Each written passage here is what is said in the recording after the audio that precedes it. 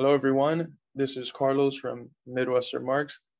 I want to try out something new today. I concluded my classes of John Locke. I've done three classes on John Locke, and since we're getting into the political philosophy section of my intro course, my intro to philosophy course, I figured I could kill two birds with a stone and cover some of the material that I'm doing there for the Midwestern Marks YouTube, because I think that it's valuable information to understand the theoretical origins of the bourgeois notion of property and of the state and the origins of the state. So to do this, today I'm going to be using John Locke's second treatise on government. So this book is written as a reply to the status quo theorist of the time, Sir Robert Filmer, who was arguing in favor of justifying the absolute right of kings and of the general existing state of affairs, and against, obviously, any sort of political movement that would have overthrown that sort of state of affairs. Locke, on the other hand, was politically involved with the revolutionary movement at the time, which was the Whig movement. In general, what it opposed is absolute monarchy, and it was in favor of a form of parliamentarism and some of a constitutional monarchy. The Whigs were the political and economic interest behind what's known as the Glorious Revolution in England, which took place in 1688. About Locke, he was politically active in the 1680s before the revolutionary triumph, to the point where he had to flee to Holland in 1683. His life was threatened, and he returned after the revolution in 1689. Locke came from a relatively well-off family and was practically a wealthy man for most of his life. He had substantial investments in the raw silk trade, which again was grounded on African slavery in the American South. And then he also had investments in the Royal Africa Company, which was the actual African slave trade. His political philosophy was one of the ideological driving forces behind the American Revolution. Now, remember, as Marxists, we understand political and economic movements and social revolutions in terms of the battle of economic forces and the struggle between classes. But we also don't fail to look at how those struggles are reflected in the realm of ideas, because ideas have a retroactive influence into the economic struggle and the struggle between classes. So it's important to also understand the key ideas that allowed for the triumph of the bourgeois revolution, specifically because, as I've mentioned in other videos, you can have a revolution if you're explicit about the fact that the interest which will triumph after the revolution is only the one of the existing, of the class that's leading the revolution. The bourgeois revolutions wouldn't have triumphed if they would have been very clear that they were revolutions for the sake of expanding the political and economic power of the capitalist class. So they had to universalize their discourse, and for this they needed theorists that were good at expressing in a universalized manner the ideas of the bourgeois class. So one of the things that Locke begins to do in the treatise is attack some of the ideological underpinnings behind feudal society. One of these was that the existing aristocratic society, the existing order of things and the kings, that they had their power divinely endowed. Their power existed because they were able to be traced back to the first two humans, according to the biblical story, Adam and Eve. So one of the things that he argues as both a philosopher but also as a scientist is that there is no way to establish any lineage back to Adam. You can't trace any of these people that are governing now back to Adam, and therefore that privilege that they have is grounded on a faulty understanding of their genealogical connection to people who you can't really trace anyone back to. He also defines very early on how he thinks of political power, and this is essential for how we must think about political power for the rest of the text.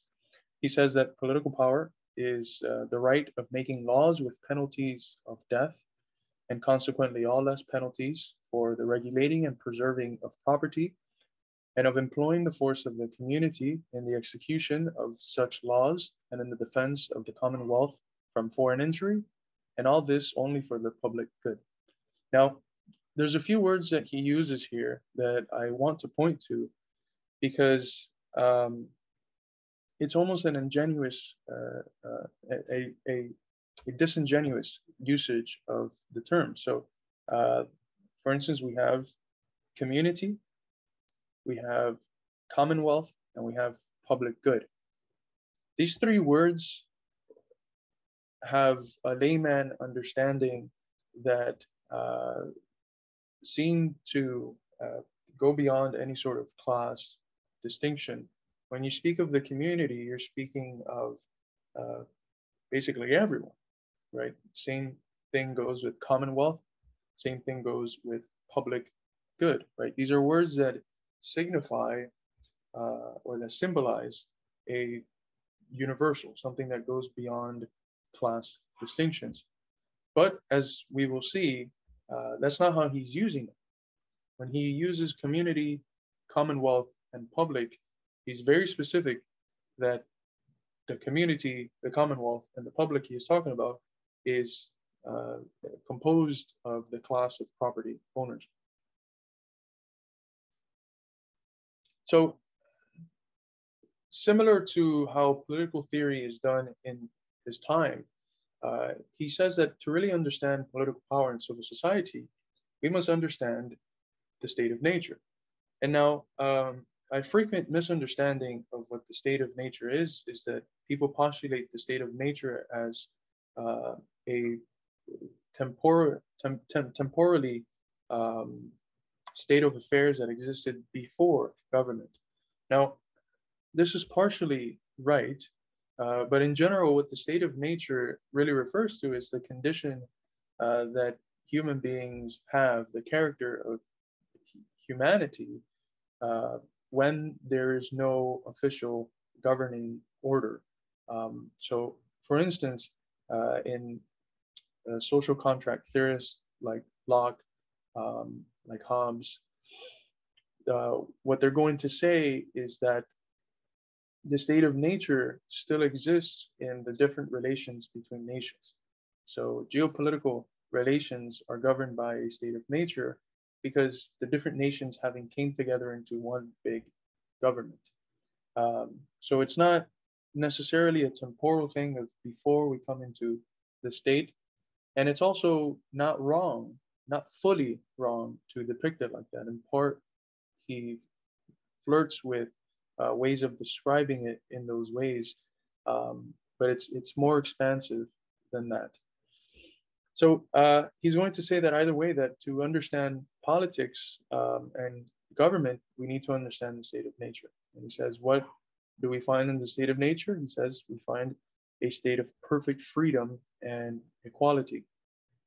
Now, one of the interesting things about Locke and about some of these other social contract theorists is that they understand that liberty is only achieved that through necessity, that it is through laws through which we can have genuine freedom. And this is seen very clearly in the distinction he makes between liberty and license. He's going to say that in license, you can do whatever you want. You can destroy possessions, you can kill, you can enslave. And liberty or freedom, on the other hand, always exists within certain confines. We are free to do anything except that which breaks with the natural laws of preservation. So freedom is only capable within laws, within certain restrictions. It is not that laws limit freedom, but that laws exist as the condition for the possibility for freedom. Without laws, one has license, a state which is so insecure that nothing could possibly advance. In the state of nature, the laws through which freedom becomes possible are called the laws of nature. we will see later on that once humans come into a political community, those laws will shift from natural laws to civil laws. While we're in the state of nature, he mentions that these laws of nature are determined by reason, right? These are rational laws that are understood by all sorts of rational creatures. And in this sense, he does think that all humans have the capacity to reason. And through that capacity, the ability to understand that they have the rights because of the laws of nature to preserve life, liberty. He includes health in the beginning of the book. He doesn't mention it again later on, but life, liberty, health, and property.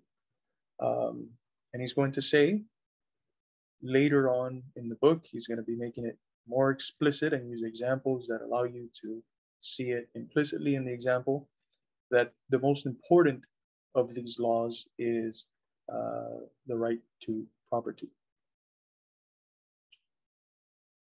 Let's see. In the state of nature, when there's a transgression, that means when someone violates one of these three fundamental laws, life, liberty, or property, they put themselves in what's known as a state of war. That means that you have towards them no longer the duties which you had when they didn't transgress against you. You're able to do whatever you want to them. They are no different than a lion that's charging you. When there is these transgressions, either of someone's life, liberty, or property, and you subsequently put yourself in a state of nature with that person, you have the right to punish them as you wish, and even to ask for reparations. So this is one of the central rights that you have, one of the central liberties that you have in the state of nature. You are your own judge, and you're also your own executioner, which means that you can punish as you see fit. Let's see.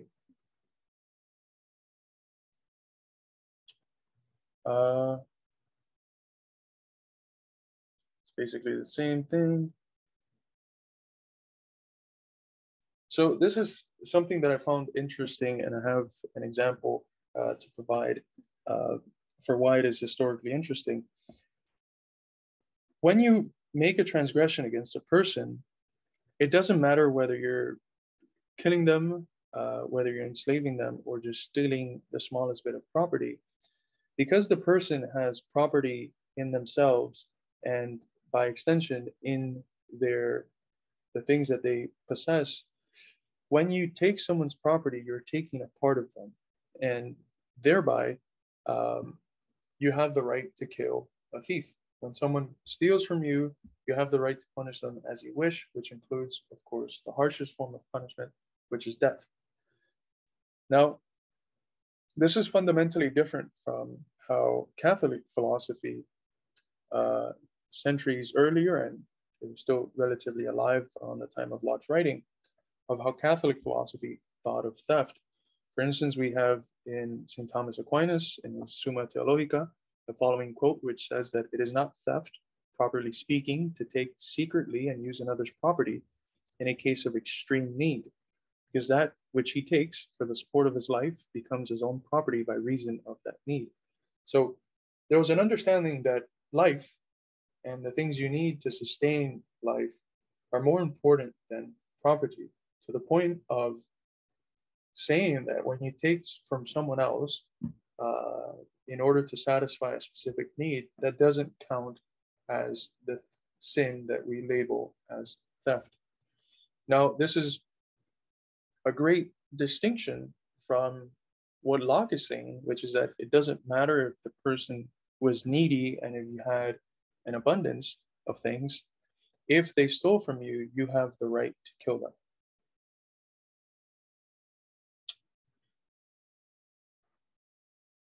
Let's see.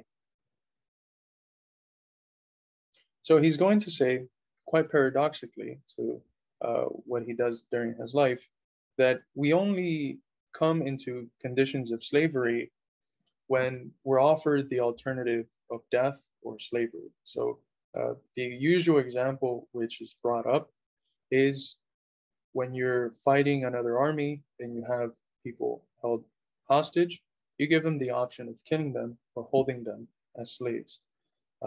He's going to say that no one forfeits their liberty willingly, that it is only in the face of an alternative like death that slavery comes about. And he's going to see that slavery is an extension, of course, of the state of war, because you're quite bitterly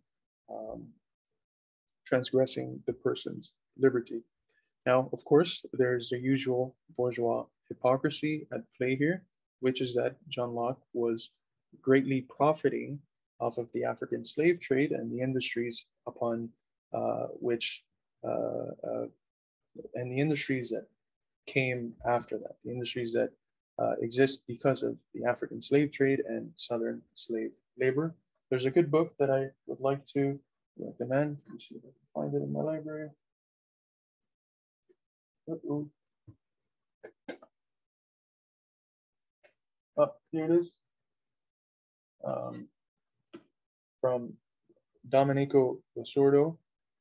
The book is called Liberalism, A Counter History, and it exposes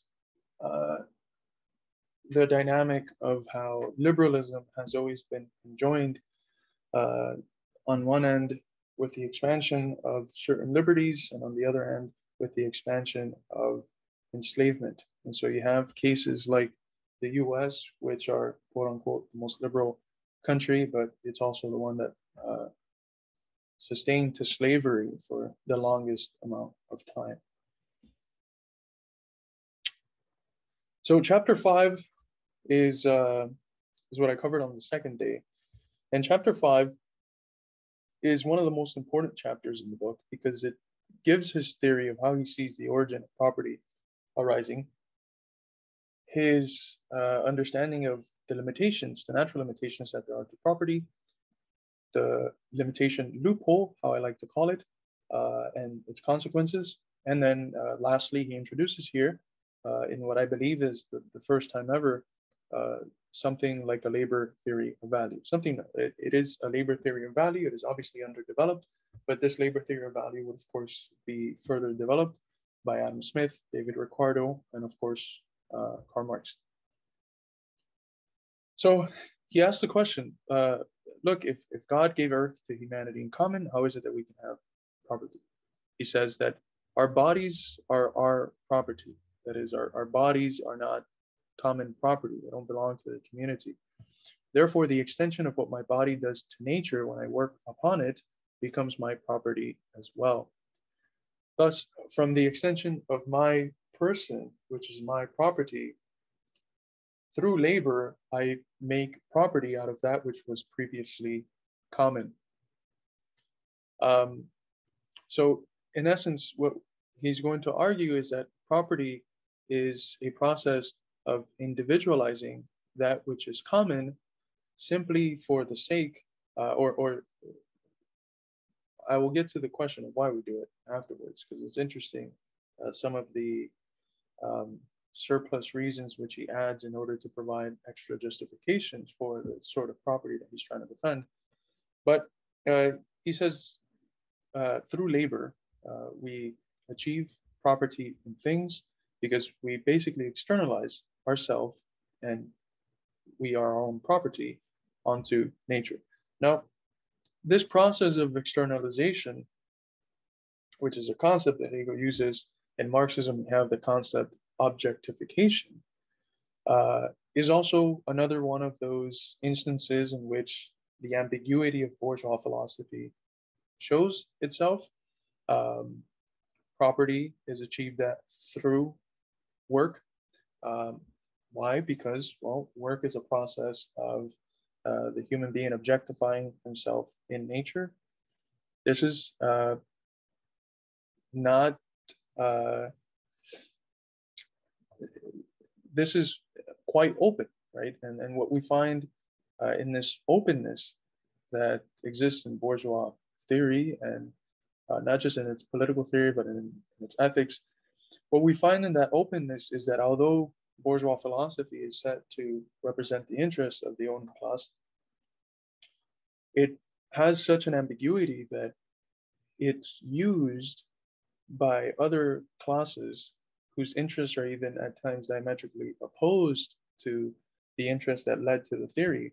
But it's used by these other classes in order to call out the hypocrisy of the existing order, precisely because in order to have other classes involved in their revolutionary movement, they needed to idealize their class interest in such a way that it was vague enough for other classes to identify themselves with it.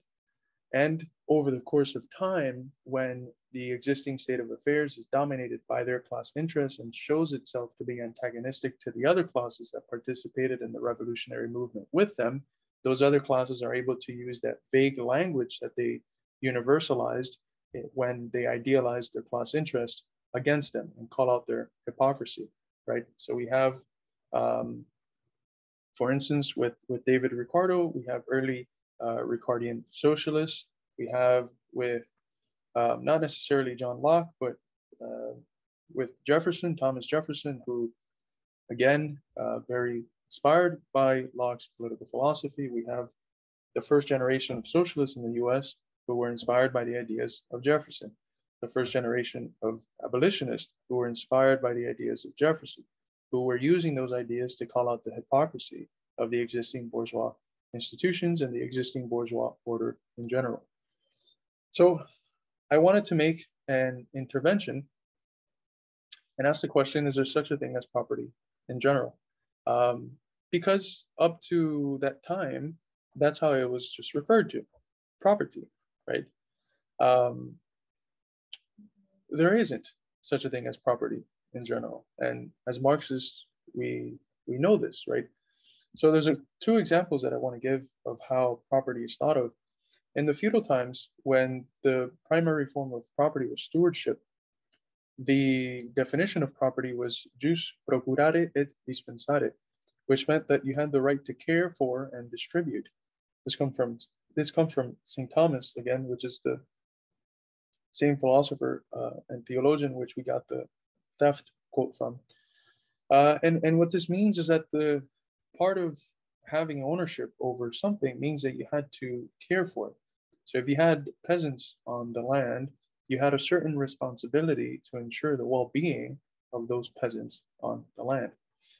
Now, during at some point during Rome, specifically with the emergence of the Lyceum laws, which Marx and Engels describe in the German ideology, you have a shift of, you have the arrival of an understanding of property as jus utendi et abutendi, which means the right to use and abuse. And this understanding of property comes out right around the same time as Rome is beginning to develop a small, insignificant, but nonetheless a proletarian class of wage earners. This understanding of property is the one that still predominates today, right? If you have property over something, you have the right to use and abuse it. Now, there's also other forms of property, right? This we saw as a form of feudal property. You have personal property, which is the things that you have in your possession. There's state property, communal property, cooperative property, familial property, etc. It is important to understand that there's no such thing as property in general. Property is always mediated by specific social relations and relations between classes, which give property a specific character. There's a value, however, that arises by speaking of, or by having a specific type of property in mind and speaking about it as property in general, which is that you universalize the existing order of things. So Locke has in mind a specific form of capitalist property, but he just calls it property. And so in so doing, he naturalizes it. And this is something that we're going to see. There's a quite clear distinction with Locke and Rousseau, right? So if Locke is the philosopher of the American Revolution, Rousseau is the philosopher of the French Revolution, and there's a great distinction in how each thing's a property. As we saw with Locke, as soon as you put labor into something, you have property. And he's going to add now somewhat of a divine input. But in general, he naturalizes and universalizes the existing type of property in his concept of property in general. With Rousseau, you have something different. With Rousseau, humanity had basically existed in a relatively peaceful state, and then out of nowhere, someone claims something to be theirs, and then, Rousseau says basically it all goes to shit after that. In doing so, what Rousseau does is denaturalize the concept of property, show that private property is not something that's normal, that it is a social creation, and that it arises at a specific moment, and that it has specific effects after it arises. Again, this would be specifically private property, but he's still treating it as property. As such, before the existence of private property, you have communal property, which for the bourgeois theorist that sees private property and property in general as the same thing, this is not seen as property. Okay, so I provide here the picture from the young Karl Marx, because not in this scene specifically, but in a previous scene, you have Patron, which is played by this fella, talk about property being theft. He had been promoting at that time his 1840 book, Property is Theft. And he's using property as just property in general. And Marx asks him, what sort of property are you talking about? And he's like, we all know what property is, blah, blah, blah, blah, blah, right? Okay, so he gives an example about picking something from a tree, an apple. And he asks, well, when does that apple become yours? When you eat it, when you cook it, when does it become yours? And he says that it's clear that if, laboring upon the tree by taking it out wasn't the moment when property became yours, there would be no other moment, right? So he's very clear that it is through labor through which property arises. Again, property is this process of taking that which is common and individualizing it. And this is also seen as something that has a divine connotation, right?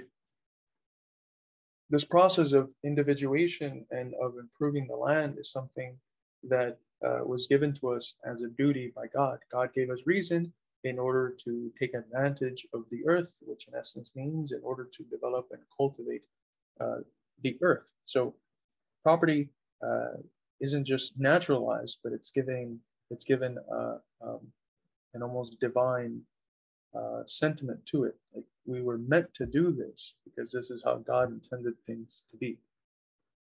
So again, if land ownership depends on who worked the land, if the land is tilled, cultivated, improved, etc., then the land belongs to the person who labored it.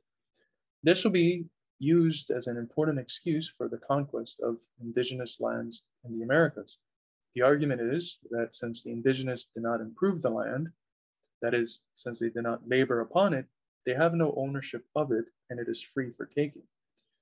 Now, this is, of course, premised on the lie that the indigenous did not work the land. They did work the land, but in general, you can see how if you accept some of these arguments, you might come to the conclusion, especially if you're ignorant of what's taking place, of the existing order that was around before the Westerners arrived at America, you might see how someone would come to accept this conclusion and how this argument would be used to justify colonization. So not only would the land be considered free for taking because they didn't work it, but because improving the land is a duty that's given to us by God, by extension, our duty to God is to go colonize and improve these lands. So again, this is absolutely essential for the ideological justification behind colonialism. which again, Locke is a part of the embryonic but developing capitalist class, or at least or he shares that interest. And what's essential for this class is new markets and resources. So the expansion of markets is connected to the socialization of labor, and they go hand in glove, right? The process of primitive accumulation requires both the expansion into the Americas and the process of enclosure, so that you can, in a specific enclosed location, participate in socialized forms of production.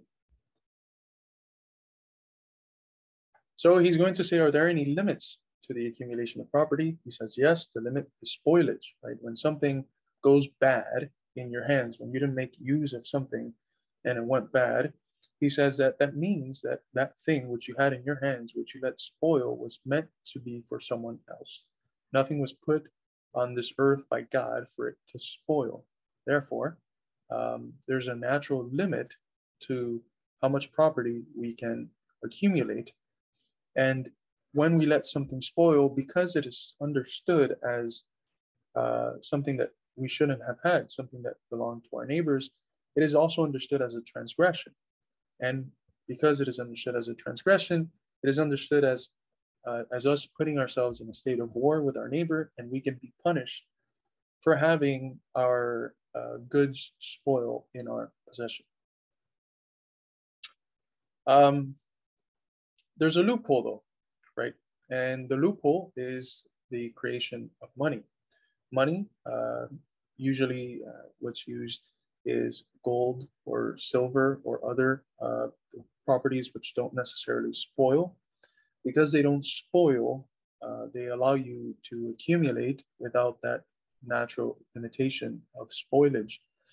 He's going to say that this is something that the community, again, when you hear the words community, public, commonwealth, you know which class he's talking about. He's going to say this is something that the community consents to, and by consenting to money, they simultaneously understand that they're consenting to the accumulation of property, and they're also consenting to the rising potential, or they're also consenting to inequality, which again is something new. The state of nature is a state of equality. There's inequality once you consent to money.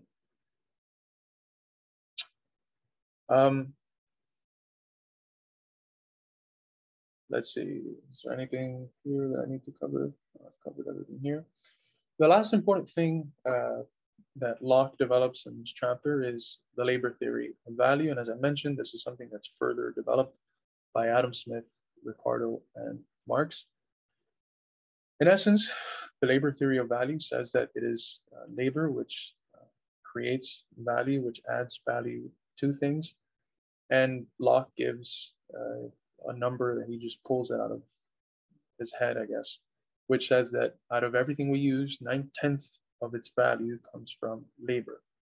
He's going to say that labor makes the far greatest part of the value of things we enjoy in this world, and the ground which produces the materials is scarce to be reckoned with as any or at most but a very small part of it, so little that even amongst us land that is left wholly to nature, that hath no improvement of pasturage, tillage, or planting, is called, as indeed it is, waste, and we shall find the benefit of it amount to little more than nothing. Okay, so here's what we get into why it is that the political community comes about. So if you have perfect freedom in the state of nature, why do you need a political state? Why do you need civil government? He's going to say that although there's perfect liberty, there's an insecurity that exists, especially for those accumulating large sums of money, that makes that liberty unenjoyable. These people rather sacrifice natural liberty to enter into commonwealth, where they have civil liberties. People come together into a commonwealth or into government in order to preserve life, liberty, and property, the chief of these, which is, of course, the last, property, the protection of property. So he's going to say that the great and chief end, therefore, of men's uniting into commonwealth and putting themselves under government is the preservation of their property. Just to give a quick formulation of what has happened, when we consent to money, naturally, since we limit the accumulation barrier, accumulation is going to take place in the hands of a few, and there's going to be many without much. This creates a condition fertile for the transgression of those many with very little property upon the property of those few with very much property. Since they're in a state of nature, those with the property are themselves the judge and executioner for these transgressions. It gets to a point, obviously, where they predict that they're not going to be able to protect their property for much longer. And so the property holders come together, realize that there needs to be some sort of state to which they alienate certain rights to, namely the ability to self-judge, the ability to self-execute, and other rights that exist in the state of nature. And in so doing, the state provides an institution that helps to protect and to promote the expansion and the cultivation of their property. So it is very clear in bourgeois political theory that the point of the state is to preserve, to protect, and to create the conditions to expand the property of property holders. This isn't some Marxist conspiratorial thing fabricated in the heads of people who are just mad. No, this is quite literally what bourgeois political theory understands the emergence of the state to be like. Okay. So what do they get in this new political community? Well, they have a commonly known and consented to law that would be used as a measure upon to decide upon controversies. They have an impartial judge that judges according to the specific laws, and they have a power that can execute punishment when transgressions to the laws have been made. In other words, here we have the tripartite division of power into the legislative, judicial, and executive branch.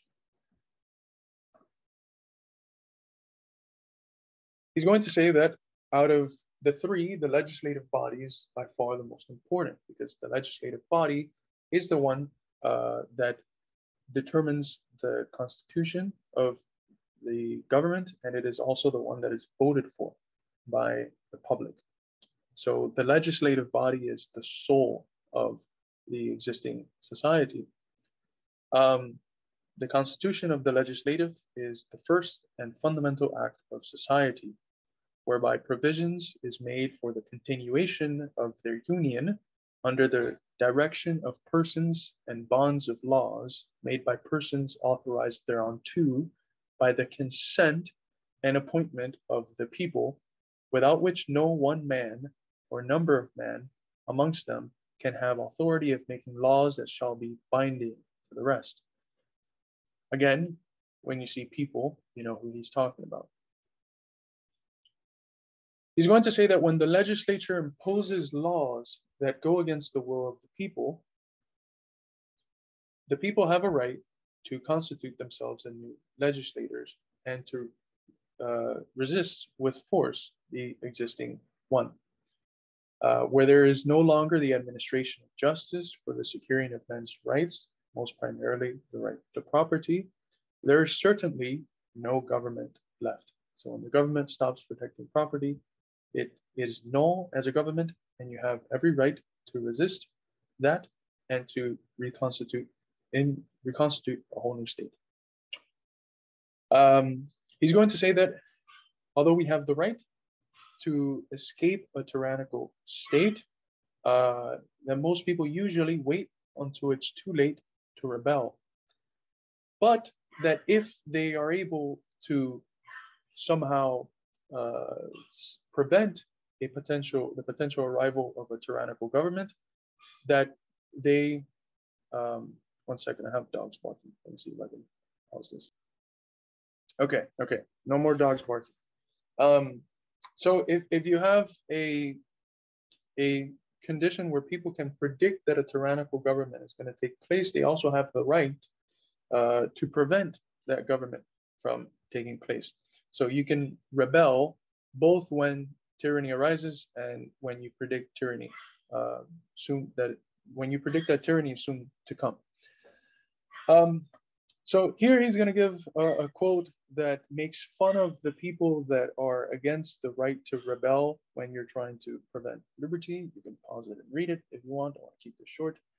One of the things that I wanted to note is that this understanding of revolution, because they're asking him the question, look, if you justify the capacity to have a revolution, then people are just going to be constantly overthrowing the government. And he's going to say no, right? Because people act in revolutionary ways only when the oppression that they have suffered is so great that the only option they have is to take it out to the streets and rebel and overthrow the government. So what he is expressing here is he's expressing a social political depiction of a basic dialectical law, right? So that means it is one of the basic general laws of universal movement and interconnection that exists in nature, human society, and human thinking. The law that he is expressing here is known as the transition of quantity into quality and vice versa. For instance, if we have a cup of water at 80 degrees Fahrenheit, and we watch the water drop in degrees by degrees by degrees by degrees, all the way down to 32 degrees Fahrenheit, in that final quantitative subtraction from 33 to 32 degrees, we will observe a qualitative change. The water will go from being in a state of liquid, and it would make a qualitative leap to being in a state of solid. It will turn to ice. So he's going to say, to go back to his example, that the people generally ill-treated and contrary to right will be ready upon any occasion to ease themselves of a burden that sits heavy upon them. If a long train of abuses, prevarications, and artifices, all tending the same way, make the design visible to the people, and they cannot but feel what they lie under and see whither they are going, it is not to be wondered that they should then rouse themselves and endeavor to put the rule into such hands which may secure to them the ends for which government was at first erected. Again, after a quantitative accumulation of oppression, at some point there is a qualitative leap and people rebel. Usually people see this some point, in other words, as the last, usually people only see that some point, right? Which another way to describe that some point is as the last straw that broke the camel's back. It is important, however, to notice that behind any specific uprising, there's an accumulation of issues which allowed the final straw to be the final straw. In the same way that behind the transition from 33 to 32 degrees Fahrenheit, which is the freezing point where a qualitative transformation occurs, there is the accumulations of degrees from 80 to 32. This is a basic principle that is also incorporated in Marxism, in the one place towards the end of Capital where Marx mentions the law of the negation of the negation. He uses the same wording, right? You have a condition in the working class where at some point the crisis of capital becomes unbearable, and if the subjective conditions match up with the objectively revolutionary conditions, the ground is fertile for a revolution to take place, right? But it requires an accumulation of degradation, oppression, exploitation. It requires people feeling like it is preferable to get up and have a revolution than to continue in the existing state of affairs. This principle is going to be quite clearly seen in the Declaration of Independence. And again, it is a socio-political depiction of one of the basic laws of the dialectic. He's going to say that a government that violates a people's right to property puts itself in a condition of a state of war against its people, in the same way that in the state of nature, if someone transgresses on your property, they put themselves in a state of war and you're able to do whatever you want with them. The reason why men enter into society, he says, is for the preservation of their property. And they do so in order so that there's laws made and rules set and guards and fences to the properties of all members of society. When the legislature is unable to do this, when they destroy the property of the people or reduce them to slavery under an arbitrary power, they put themselves in a state of war with the people. And the people thereupon are absolved of any sense of obedience and are able to do as they wish with the government. They can do the same things they are allowed to do in the state of nature to a thief or to someone charging them, trying to kill them. He's going to say that we have to understand that the real rebels are the ones who go against the principle with which the government was founded, not those who, when the former happens, dispel the government and start anew.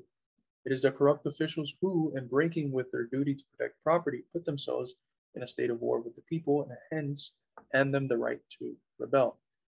So one of the constant questions that he's dealing with is this question of the morality of rebellion and the necessity to obey. And what he's saying here is that, look, the real rebels are the government officials that are violating the principles through which the community decided to become a political community. We come into government for the sake of protecting property and secondarily for the sake of protecting life and liberty. And when the government doesn't do this, they are the ones that rebelled against the social contract. And therefore, we are no longer responsible to obey them. We're able to do as we wish with the existing order, to overthrow it and constitute a new one that actually does take up the task of what we initially wanted government to do. One of the interesting things, again, about Locke, and it's something that you can see throughout bourgeois philosophy, is that because there's an openness in some of their fundamental principles that's done for the sake of including other classes into their political revolutions, that openness lends itself later on to be used by classes which, when they come into power, they now are the ones that are oppressing. So remember that in his time, Locke is relatively radical because he's getting at the root of the existing feudal states of affairs. But when his class comes into power, he is no longer radical. However, since he uses this verbois that's open in order to bring other classes along with it, they can reinterpret some of the central principles in line with their class interest and then use that to call upon the hypocrisy of bourgeois society. So for instance, what you have is a condition in the US where the early abolitionist and socialist movement are heavily inspired by the ideas of Jeffersonian democracy, which again are heavily inspired by the ideas of Locke. You have in a figure like David Ricardo, who is not necessarily a friend to workers, but because of his labor theory of value, you have the development of Ricardian socialists, right? So in the necessary universalization of your class interest, the principles that are provided lend themselves to the interests of other classes later on. They could then use it to call upon the hypocrisy of the existing order. So you can ask, well, where's life, liberty, and the pursuit of happiness in today's America under the specific conditions that most working and poor people find themselves in, right? You don't have it. But in order to make that claim, we have to understand the concept of people in a way that includes everyone, and that's not how they were understanding it. They understood the concept of people, commonwealth, public in a way that was limited to their class, but also they used it in order to make it seem like it represented everyone. So again, one of these ambiguities which allow themselves to be reinterpreted by other classes and to reemerge as a radical way of thinking is in how he talks about the corrupting of legislatures. He says that that a legislator acts contrary to his trust, so to the trust that's imbued in him by the people, when he either employs the force, treasure, and offices of the society to corrupt the representatives and gain them to his purpose, or openly pre-engages the electors and prescribes to their choice such whom he has by solicitations, threats, promises, or otherwise won to his designs, and employs them to bring in such who have promised beforehand what to vote and what to enact, thus to regulate candidates and electors, and new model the ways of election. He says that what is this but to cut up the government by its roots and poison the very fountain of public security? So if you use your power, your money, or your status to influence candidates and electors, you're cutting up the government by its roots and fountaining and poisoning the fountain of public security. So this passage lends itself to a quite radical interpretation of today's affairs, where it has been shown that the candidate who will 9 out of 10 times win an election is the one that has the most funding. It has also been shown that more than 70% of campaign funding comes from PACs, corporate PACs, and large individual donors. Ergo, it's very likely that the politicians that are in office have been put there because of corporate funding. And therefore, most of them, if not all, are beholden to the interest of the donors that put them in there. And I would even say that there has developed a sort of culture of material incentive because of like the salaries of Congress people, so that even those that try to run grassroots campaigns are also very likely to turn their backs on their donors, which in the case of grassroots campaigns would be working people, and still represent the interests of the very wealthy, like of the capitalists. And such is the case, I think, with some of these social democratic candidates, which we see in the Democratic Party. Okay. In sum, he's going to say that the end of government is the good of mankind, which is best, and which is best for mankind, that the people should be exposed to the boundless will of tyranny, or that the rulers should be sometimes liable to be opposed when they grow exorbitant in their use of power and employ it for the destruction and not the preservation of the property of the people. So he has done what his text was meant to do, which is legitimize the up-and-coming Whig revolution, and to perhaps his surprise, to also legitimize a bourgeois revolution that would take place a century afterwards in 1776, which is the American Revolution, which again, for its time, was relatively radical. So after having covered Locke, I present the Declaration of Independence to my students, which says that we hold these truths to be self-evident, that all men are created equal, that they are endowed by their creator with certain unalienable rights, that among these are life, liberty, and the pursuit of happiness, that to secure these rights, governments are instituted among men, deriving their just powers from the consent of the governed, that whatever any form of government becomes destructive of these ends, it is the right of the people to alter or abolish it, and to institute new government, laying its foundation on such principles and organizing its powers in such form as to them seem most likely to affect their safety and happiness. Prudence, indeed, will dictate that governments long established should not be changed for light and transient causes. And accordingly, all experience hath shown that mankind are more disposed to suffer while evils are sufferable than to right themselves by abolishing the forms to which they are accustomed. But when a long train of abuses and usurpations, pursuing invariably the same object, evinces a design to reduce them under absolute despotism, it is their right, it is their duty to throw off such government and to provide new guards for their future security. Such has been the patient sufferance of these colonies, and such is now the necessity which constrains them to alter their former system of government.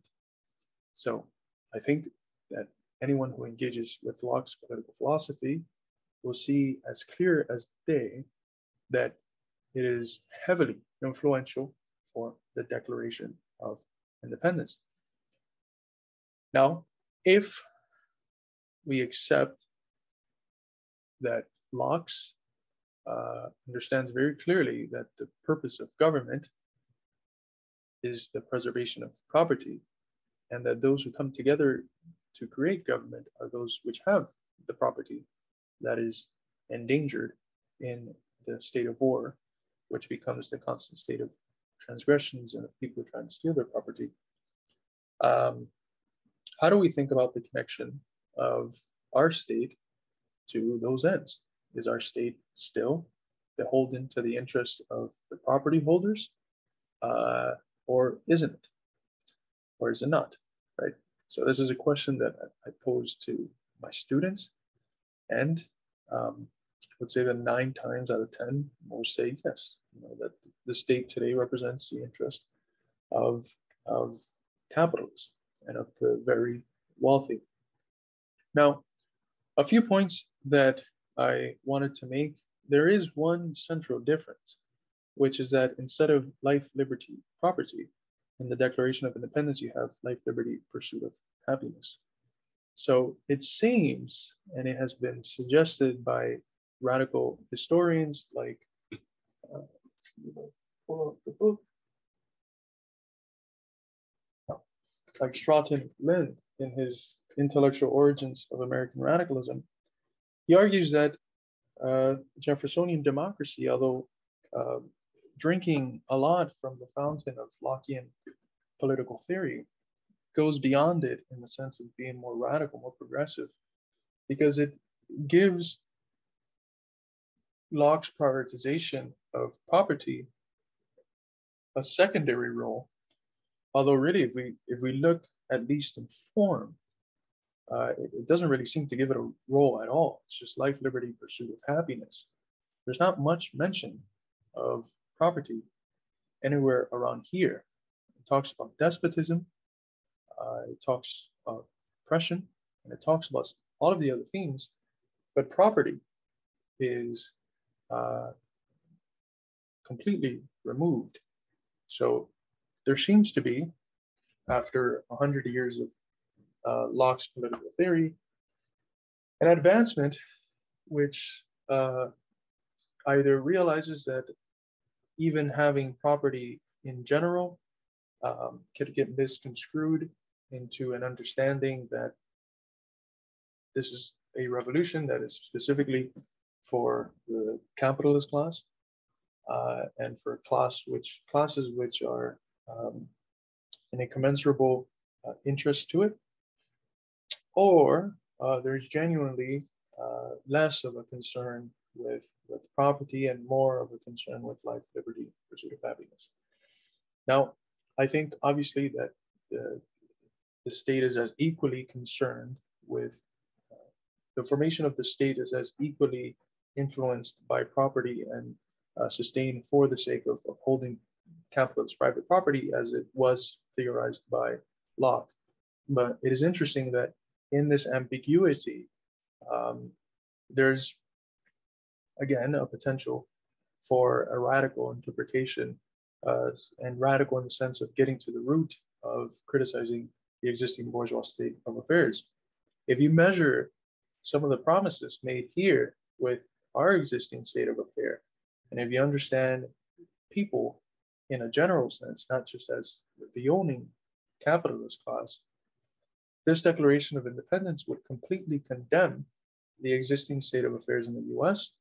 It would condemn our imperialism, and it would condemn the general wretchedness that's experienced by most working and poor people in the US.